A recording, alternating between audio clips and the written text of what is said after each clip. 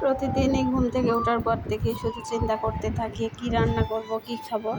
রান্নার এই চিন্তা করতে করতে মনে হয় আমার প্রত্যেকটা দিন অর্ধেকটা সময় চলে যায় যে কী রান্না করব।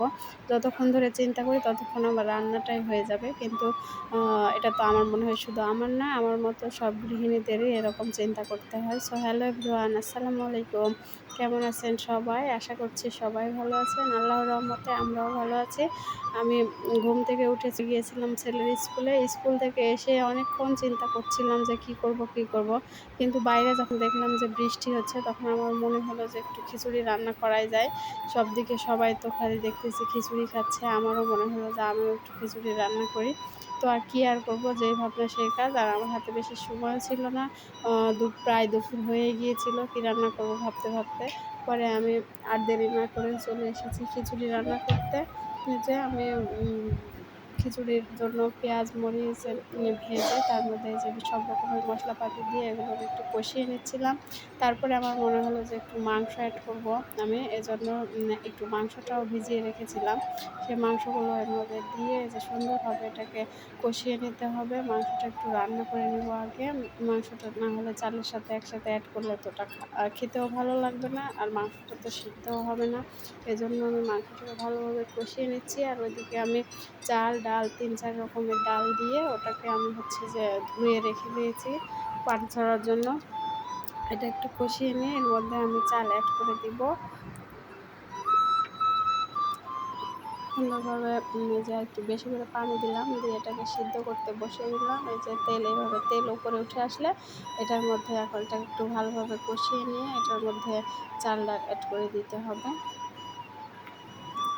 এরপরে আমি যে চাল ডাল সব ধুয়ে রাখা চাল ডালগুলো পানি ঝরাতে রেখেছিলাম ওগুলো এর মধ্যে দিয়ে দিলাম। এখন এটাকে খুব ভালোভাবে ভেজে নিতে হবে। যত সুন্দর করে ভাজা হবে খিচুড়ির টেস্টটা তত বেশি সুন্দর ভালো হবে, আর খেতেও ভালো লাগবে। হাতে মাখা খিচুড়িটাও আমার ভীষণ পছন্দ। আমি বেশিরভাগ সময় হাতে মাখা খিচুড়িটাই করে থাকি, কিন্তু আজকে আমার এইভাবেই খেতে মন চাইলো, এজন্য আমি হাতে মাখা না করে এভাবে চাল ডালগুলো একসাথে ভেজে নিলাম।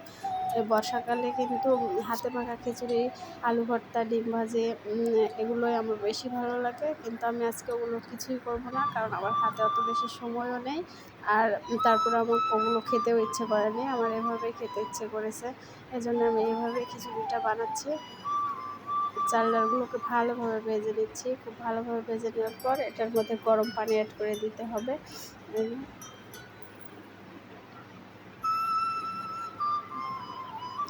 ভেজে ভেজে যখন চালগুলো এই যে এরকম হয়ে যাবে, নড়ানোর সময় আপনারা দেখলেই বুঝতে পারবেন। তারপরে এর মধ্যে আমি পরিমাণ মতো গরম পানি অ্যাড করে দিলাম। দিয়ে এখন এটাকে ঢাকা দিয়ে রেখে দিলে 10 থেকে 15 মিনিটের মধ্যে খিচুড়ি রেডি হয়ে যাবে। আমি শুধু রান্নাই করিনি, রান্নার পাশাপাশি অন্য অন্য কাজগুলোও করছিলাম। এখানে যে রান্নাটা বসিয়ে দিয়ে অন্য কর্ম শেষ করে এসে দেখি আমার খিচুড়িটা রেডি হয়ে গিয়েছে। এখন আমরা খেতে বসবো। খিচুড়িটা রান্না শেষ। খিচুড়িটা খেতে কিন্তু ভীষণ মজা হয়েছিল, সাথে একটু লেবু দিয়ে খেতে আরও বেশি ভালো লাগছিল। সো আজকে এই পর্যন্ত। ভালো থাকবেন সবাই, সুস্থ থাকবেন, আর আমাদের জন্য বেশি বেশি দোয়া করবেন। ভিডিওটি ভালো লাগলে অবশ্যই লাইক কমেন্ট শেয়ার করবেন। আল্লাহ হাফেজ।